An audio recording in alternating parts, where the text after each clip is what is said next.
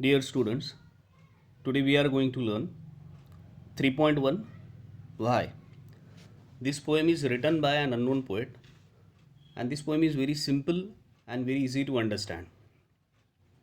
The question why, we generally ask this question whenever we want to ask or whenever we want to know the reason or whenever we generally get curious.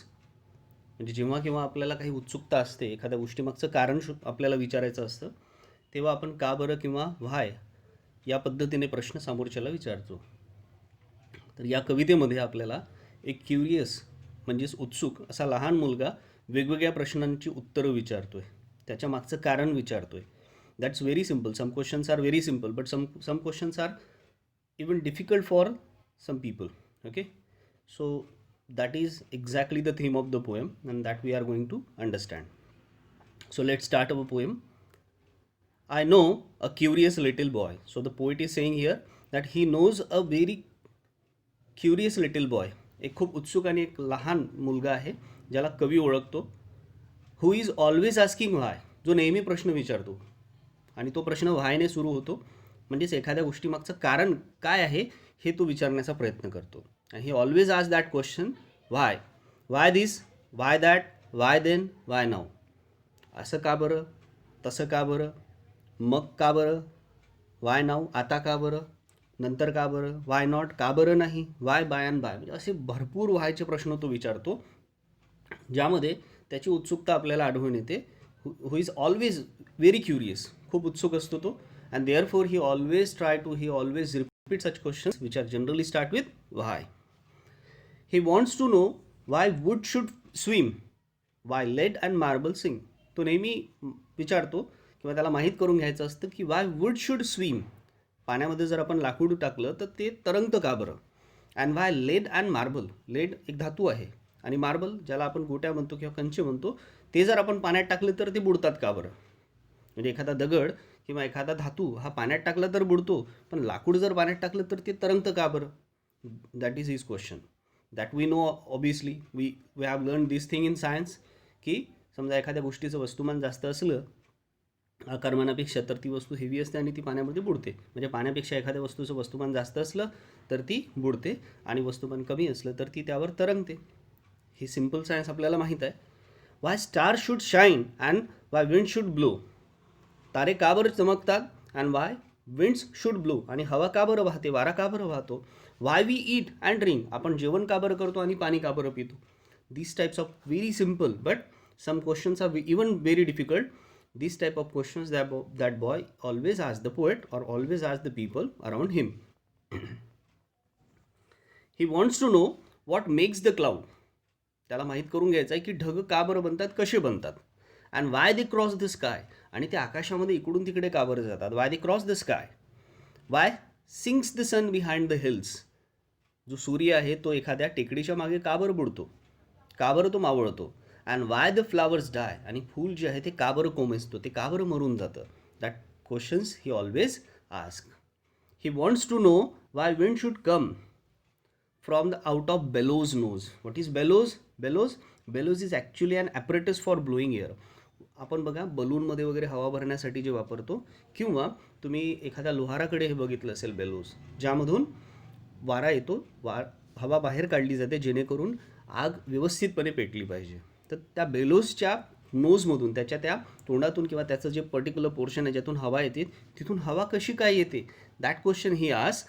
Y popguns should go pop and why ocean ebbs and flow.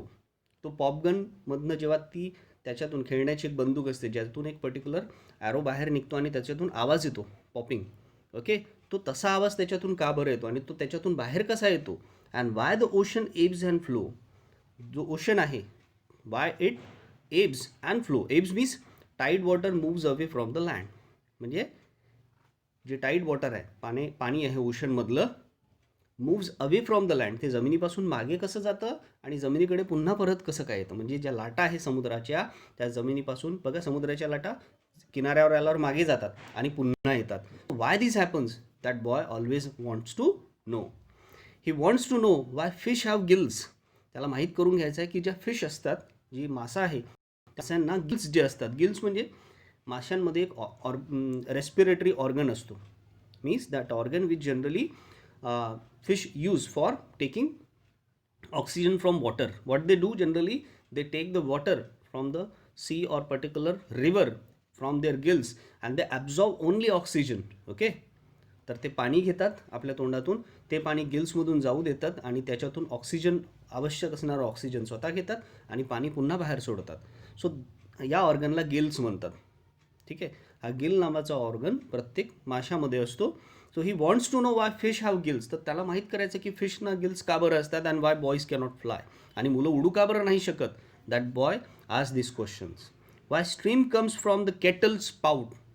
G kettle असते, चहाची केटली आहे, त्याच्यातून steam का बरं बाहेर येते, वाफ का बरं बाहेर येते. And rain falls from the sky. आणि आकाशातून पाणी कसं काय पडतं, का बरं पडतं. He wants to know why coal should burn and not a bit of stone. कोळसा का बरं जळतो आणि एखादा दगडाचा तुकडा का बरं नाही जळत. That question he wants to know. How seeds get into the apple core. सेप जो असतो, सफरचंद जो असतो, त्याच्या कोअरमध्ये, त्याच्या गाभ्यामध्ये बी कुठून येतं. And marrow in the bone. Marrow एक फॅटी सबस्टन्स असतो, त्याला बोन मॅरो म्हणतो आपण, जो प्रत्येकाच्या बोनमध्ये असतो. So a soft fatty substance in the cavities of bone. जी बोन असते त्या बोनच्या कॅव्हिटीजमध्ये मॅरो असतो. तो इथे येत कुठून, हा त्या मुलाला प्रश्न पडतो. की आपले जे हाड आहे त्या हाडाच्या मध्ये एक सॉफ्ट फॅटी सबस्टन्स असतो, एक चिकटसर असा फॅटी सबस्टन्स असतो स्निग्ध पदार्थासारखा. तो त्याच्यामध्ये कसा येतो. That boy wants to know this thing. He wants to know why ice should melt. त्याला माहीत करून घ्यायचं आहे की जे आईस आहे, जे बर्फ आहे, ते का बरं वितळतं. Why spiders eat the flies. आणि ज्या स्पायडर्स आहे, जे कोळी आहे, तो फ्लाईजना म्हणजे माशांना का बरं खातो. ज्या माशा असतात फ्लाईज, त्यांना तो का बरं खातो. वाय बीज should sting and why the east should make the डो टू राईज. बीज जे आहे त्या का बरं स्टिंग म्हणजे का बरं दंश करतात. आणि जो ईस्ट आहे, ईस्ट तुम्ही बघा केक बनवताना, ब्रेड बनवताना, पाव बनवताना त्यामध्ये ईस्ट नावाचा एक पर्टिक्युलर पदार्थ टाकला जातो, जेणेकरून तो काय करतो, त्यांना फुगण्यास मदत करतो. तो ईस्ट कशा पद्धतीने डोला राईस करतो. डो, what is dough. Dough is a thicks mixture of flour, water etcetera ready to baked into the bread. म्हणजे ब्रेड किंवा पाव किंवा केक बनवताना किंवा पाव बनवताना एक पर्टिक्युलर मिक्सचर बनवला जातो कणकीचा, त्याला डो म्हणतात. तो डो कसा काय फुगतो, ईस्टमुळे. Some of his whys are not too hard. त्या मुलाने विचारलेले काही जे वायज आहे, काही जे कारणं ते विचारतो, which are very simple. It's very easy to explain him why this happens. But to answer if you will try, but other no one ever yet has found the reason why. पण काही Y जे प्रश्न त्याने विचारले त्याचं उत्तर कधीही आपण देऊ शकत नाही. Because these are some questions, there are some questions which are even difficult for the brilliant people. Okay, so this kind of poem we have learned. I hope you got the poem. Thank you.